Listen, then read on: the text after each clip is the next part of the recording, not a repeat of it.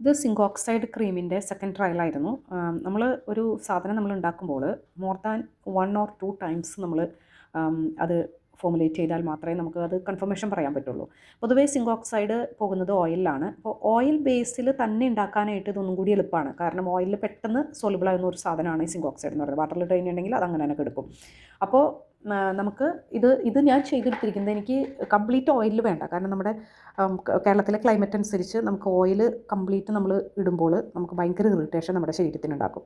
അപ്പോൾ ഈ സമ്മറിൽ നമ്മൾ ശ്രദ്ധിക്കേണ്ട ചില കാര്യങ്ങൾ ഇതൊക്കെയാണ്. അതായത് നമ്മൾ ഓയിൽ കണ്ടൻറ്റ് കൂടുതലുള്ള കാര്യങ്ങൾ മാക്സിമം അവോയ്ഡ് ചെയ്യാം.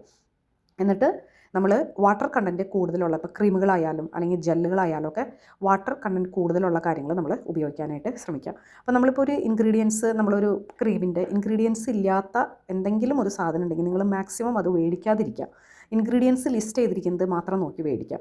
അപ്പോൾ അതിലിപ്പോൾ നമ്മൾക്കിപ്പോൾ ഏകദേശം നമുക്കതിൽ കാണാനായിട്ട് പറ്റും. ഇപ്പോൾ ഏറ്റവും ടോപ്പിൽ കിടക്കുന്നത് അലോവേര ജെല്ല് നമ്മൾ എടുക്കുകയാണെങ്കിൽ അതിൽ വാട്ടർ കണ്ടൻറ്റാണ് ഏറ്റവും കൂടുതൽ നമുക്ക് കാണാൻ പറ്റുക. അക്വ ഏറ്റവും ആദ്യം കിടക്കുന്നത് അതായിരിക്കും.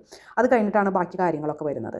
അപ്പോൾ അങ്ങനെയുള്ള കാര്യങ്ങൾ ജെല്ലാണെങ്കിൽ മാക്സിമം ജെല്ല്, അല്ലെങ്കിൽ എന്ന് വെച്ചിട്ടുണ്ടെങ്കിൽ ലോഷൻ പോലെയുള്ള, ഇപ്പോൾ ഭയങ്കര ഡ്രൈ സ്കിന്നുള്ളവർക്കാണെന്ന് വെച്ച് കഴിഞ്ഞിട്ടുണ്ടെങ്കിൽ ലോഷൻ പോലെയുള്ള കാര്യങ്ങൾ നമ്മൾ യൂസ് ചെയ്യാനായിട്ട് ശ്രമിക്കാം. അഥവാ നമ്മളിപ്പോൾ ഓയിൽ പോലെയുള്ള കാര്യങ്ങളാണെങ്കിൽ വളരെ ലൈറ്റായിട്ടുള്ള ഷിയ ബട്ടറി ആണെങ്കിലും അത് വളരെ ചെറിയ ക്വാണ്ടിറ്റി നമ്മൾ അപ്ലൈ ചെയ്ത് കൊടുത്താലും നമുക്ക് അത്ര സ്റ്റിക്കിനെസ്, അത് നോൺ ഹോമോജനിക് എന്ന് പറയും. അതായത് അത് പോർസ് അടച്ച് കളയുന്ന ഒരു സാധനമല്ല. അതുപോലെ തന്നെ ഹബോബ ഓയിൽ അത് ഇതുപോലെ സെബത്തിനോട് ഇതിനോട് ചേർന്ന് നിൽക്കുന്ന ടൈപ്പാണ്. അതുകൊണ്ട് അതിന് അത്ര ഹെവി അല്ല.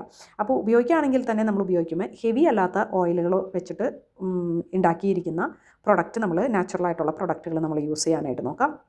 അല്ലെന്ന് വെച്ച് കഴിഞ്ഞിട്ടുണ്ടെങ്കിൽ മാക്സിമം ജെല്ലിലേക്ക് നമ്മൾ തിരിയാനായിട്ട് നോക്കാം. ഈ ഒരു ഫോമുലേഷൻ ഞാൻ ചെയ്യുന്നത് മെയിനായിട്ട് സിങ്ക് ഓക്സൈഡ് വെച്ചിട്ട് ചെയ്തിരിക്കുന്നത്, ആൾക്കാർക്ക് ഇങ്ങനെ ഒത്തിരി പേര് ചോദിച്ചു സിങ്ക് ഓക്സൈഡ് വെച്ചിട്ടുള്ള ഫോമുലേഷൻ വേണമെന്നുള്ളത്.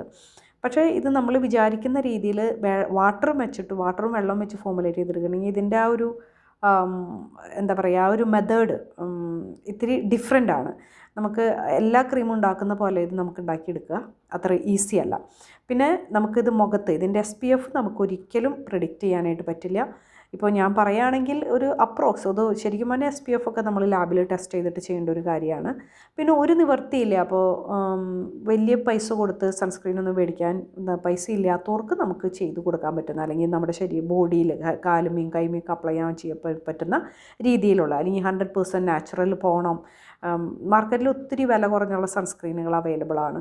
പക്ഷേ അതൊക്കെ മേടിച്ച് സ്കിൻ കേടാക്കുന്നതിനേക്കാൾ ഭേദം നമുക്ക് ഇതുപോലെയുള്ള നമുക്ക് വിശ്വസിച്ച് നമുക്ക് ചെയ്യാൻ പറ്റുന്ന കാര്യങ്ങളാണ്. കാരണം ഇതിൽ നാച്ചുറലായിട്ടുള്ള ഓയിലുകളും ബട്ടറുകളും വാട്ടറും അതുപോലെ സിങ്ക് ഓക്സൈഡും ഈ പറഞ്ഞ പോലെ സ്കിന്നിന് നല്ലതാണ്. പിന്നെ കലോലിൻ ക്ലേ ആണുള്ളത്. അപ്പോൾ അത് ആ സ്റ്റിക്കിനെസ് കുറയ്ക്കാൻ വേണ്ടിയാണ്. പിന്നെ ഒരു ചെറിയൊരു പിങ്കിഷ് കളറും കിട്ടും. എസൻഷ്യൽ ഓയിൽ വേണമെങ്കിൽ ചേർത്ത് കൊടുക്കാം, ഇല്ലെങ്കിൽ ആവശ്യമില്ല. ഇതിൽ സിങ്ക് ഓക്സൈഡും പിന്നെ അലോവേര ജെല്ലും ഉണ്ട്. ഇത് കണ്ടോ, ഇതൊരു വൈറ്റ് കാസ്റ്റ് പോലെ വരുന്ന കണ്ടോ. പക്ഷേ നമ്മളത് സ്പ്രെഡ് ചെയ്ത് കഴിയുമ്പോൾ നല്ല ഈക്വലി ആയിട്ട് ഡിസ്ട്രിബ്യൂട്ട് ചെയ്ത് പോകും. ചില സൺസ്ക്രീൻ നിങ്ങൾ ശ്രദ്ധിച്ചിട്ടുണ്ട്, അത് പരട്ടി കഴിഞ്ഞാൽ അവിടെ വെള്ള പോലെ ഇങ്ങനെ വൈറ്റായിട്ട് കിടക്കും. ഇതിപ്പോൾ നാനോ ഭയങ്കര ഫൈൻ പൗഡറാണ് യൂസ് ചെയ്തിരിക്കുന്നത്. അപ്പോൾ അത് എത്രയധികം അതിലേക്ക് ആ ക്രീമിലേക്ക് ചേരുന്നോ അതിനനുസരിച്ചിരിക്കും അതിൻ്റെ ഇഫക്റ്റീവ്നെസ്.